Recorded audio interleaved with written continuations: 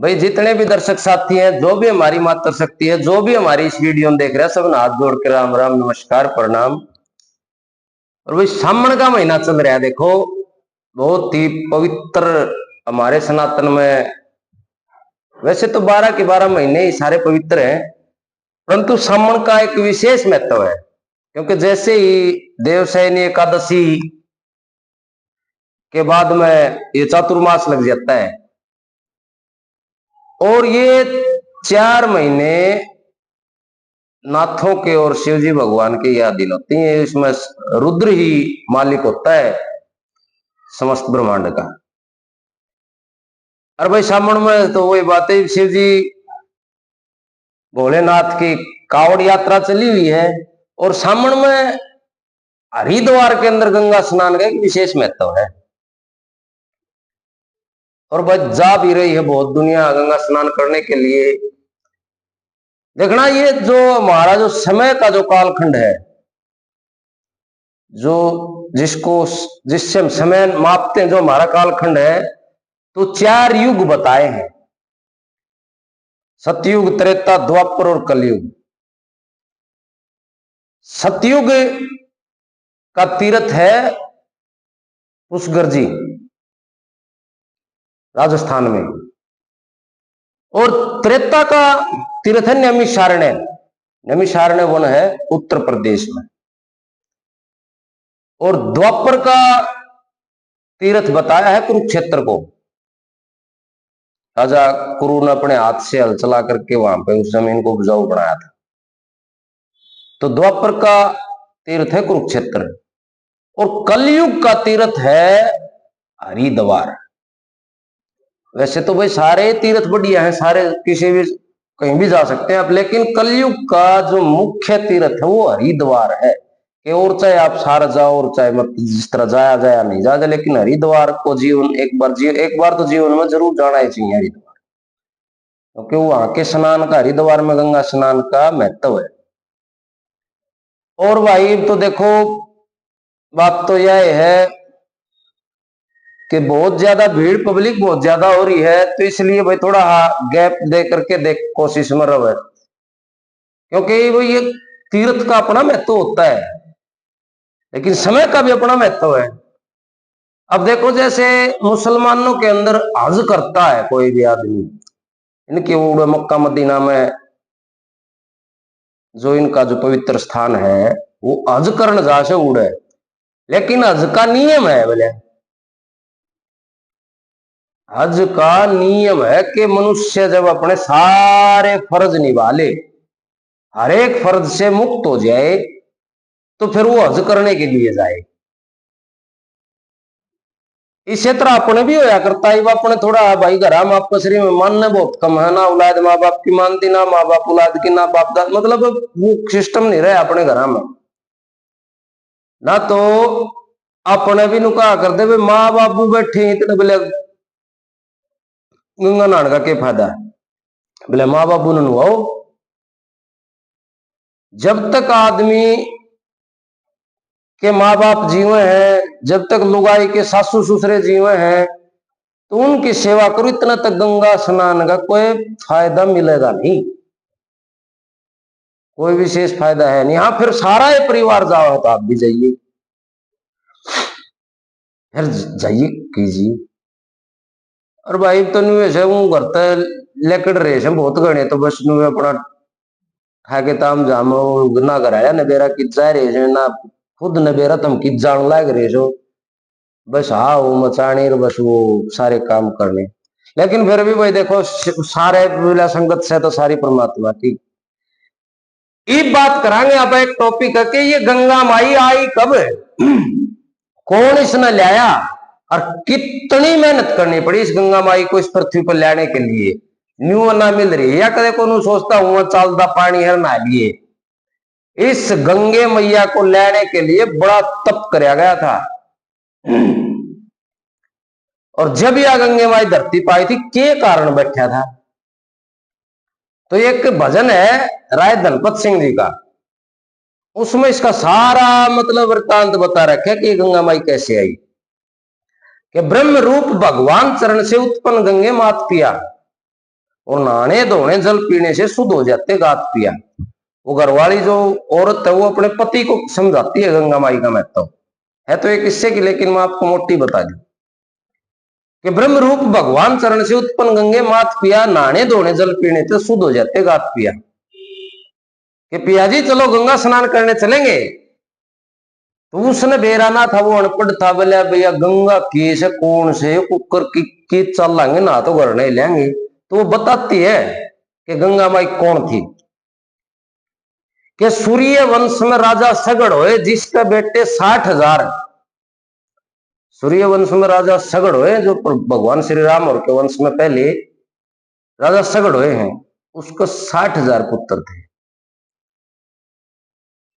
उसने वहां से ये गंगा मैया के आने की नींव रखी गई थी।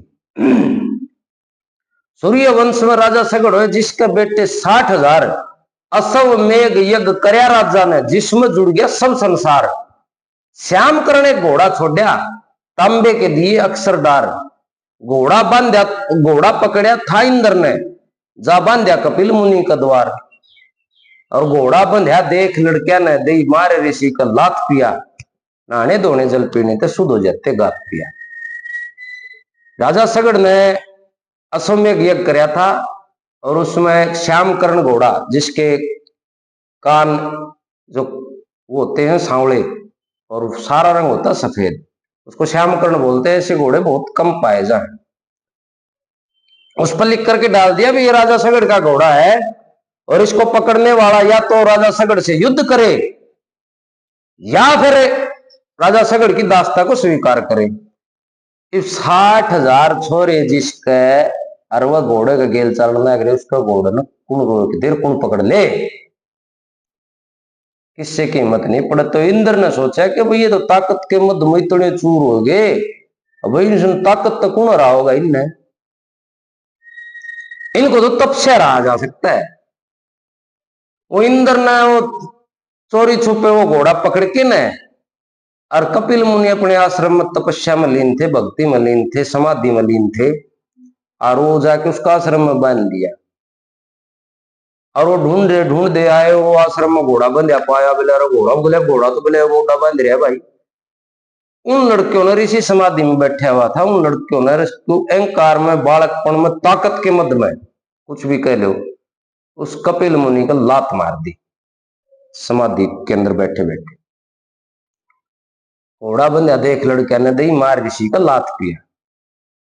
अब उससे आगे फिर वो ऋषि की समाधि टूट जाती है तो फिर क्या हो जाए कि फिर ऋषि की आंख खुली, उसने सबका ढेर बनाया था। जहां तक कपिल मुनि की फिर ऋषि ने आंख खोल लिया, खोलते जहां तक नजर गई वहां तक सब भस्म कर दिया।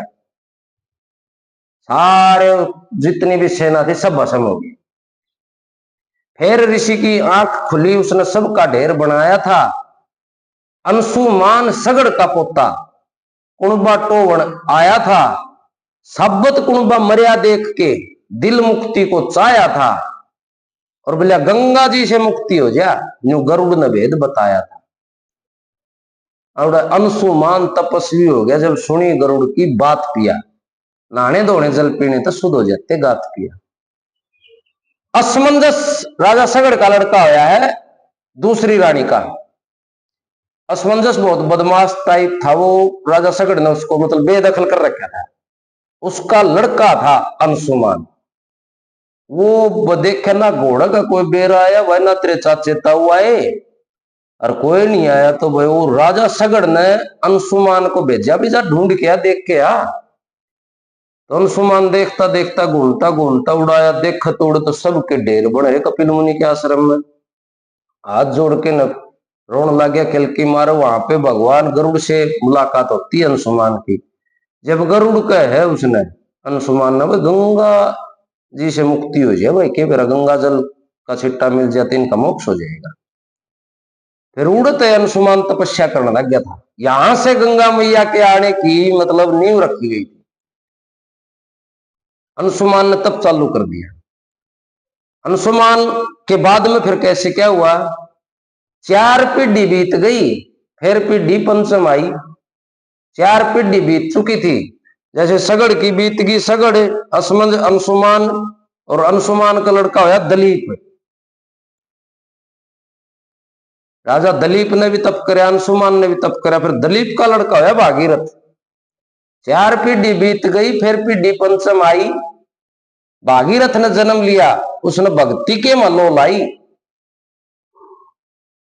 मृत लोक में जाओ गंगे, न्यू विष्णु ने फरमाई, और मृत्यु लोक में कौन उठ ले, न्यू बोली गंगे माई। कि भगवान में चली तो जाएंगी, पर धरती लोक को उठगा कौन है, मैं तो सारी न डबो दूंगी, मेरा की बस की बात है, मेरा वेग इतना तेज है।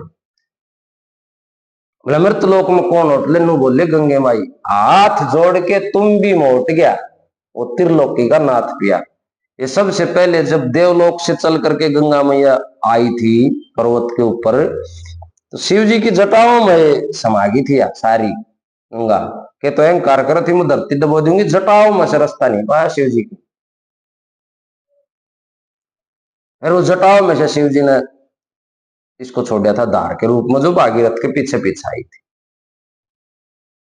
आखिरी में कवि ने बड़ा सुंदर वृत्तांत दिया, वे गंगा जी जाना हो तो किस तरह जाया जाए। पहले वाले तो भाई देख साधन हो रहे हैं, गाड़ी घोड़े सब कुछ हो रहा है, तो आनंद है, ठाठ है, लेकिन पहले जाने का रास्ता बताया। निंदाना गांव से थे कविराज धनपत राय जी के, नगर निंदाने तय चल के हम बैठे मोटर लारी में, वहां जाकर स्नान करें गुण गंगा वह सुनारी में। सुनारी उनका गुरु धाम था धनपत जियों का, तो इसलिए सुनारिया को बड़ी इज्जत दिया कर दे, भाई मेरे गुरु का धाम है, तो इसलिए वो उन्होंने बोला नगर निंदाने तय चल के हम बैठे मोटर लारी में, वहां जाके स्नान करें गुण गंगा वह सुनारी में। 7 कोस पर भवन मात का, 7 कोस पर भवन मात का, जो रहती मदद हमारी में, बेरी तो दिल्ली मोटर में, फिर अग रेल सवारी में। और बोला गंगा जी के घाट उतर जा धनपत सिंह मेरे साथ पिया, नहाने धोने जल पीने तो शुद्ध हो जाते गात पिया, ब्रह्म रूप भगवान चरण से उत्पन्न गंगे मात पिया। तो देखो बड़ी अच्छे भजन भी है, सारी बात है भाई, देखो अपने तरीके तय, मतलब ज्यादा दिखावा ना करके न अच्छी तरह से गंगा स्नान करिए, थोड़ा आगा पीछा कर ले हुए, अरे भाई ज्यादा भीड़ में फंसने की कोई ज्यादा जरूरत नहीं है। जिसके बोले घर में गंगा, तेरे घट में गंगा बहरी रे हंसा, तू कर ले स्नान। ये भजन फिर कभी सुनाएंगे आपको। जय श्री राम।